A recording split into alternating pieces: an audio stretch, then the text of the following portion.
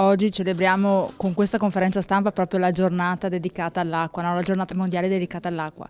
La vita nell'acqua appunto racconta di questo territorio straordinario che è quello della Lessinia, la Val d'Adige, come ha ricordato anche lei prima.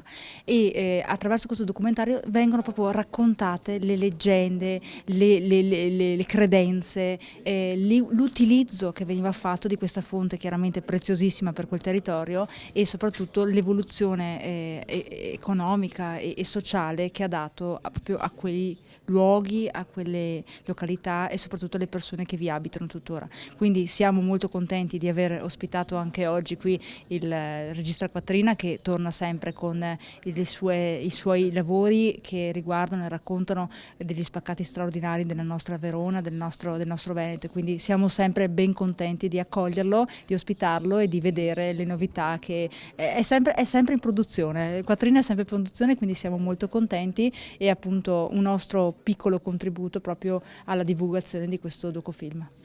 Prima abbiamo realizzato un docufilm che è La vita nella pietra, che racconta proprio dell'arte e della fede in Lessinia, perché ha il più alto numero di capitelli secondo me al mondo, e da quello siamo arrivati a vedere che un'altra fonte primaria di cultura è l'acqua.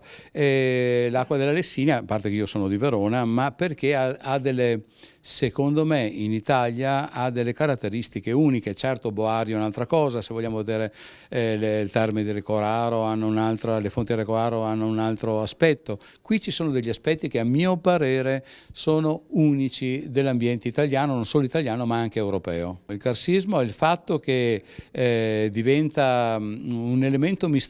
Hanno tentato da certe fonti di mettere dentro dei coloranti e non si sa dove vanno fuori, per cui c'è anche un mistero anche in questa cosa. Non è un documentario fine a se stesso, cioè guardate c'è l'acqua, che bei posti, anche perché anche per un turismo altro è un po' più colto, ma far capire che sforzo fa, come diceva San Francesco, sorella acqua, per arrivare fino sulle nostre tavole o renderci il mondo migliore.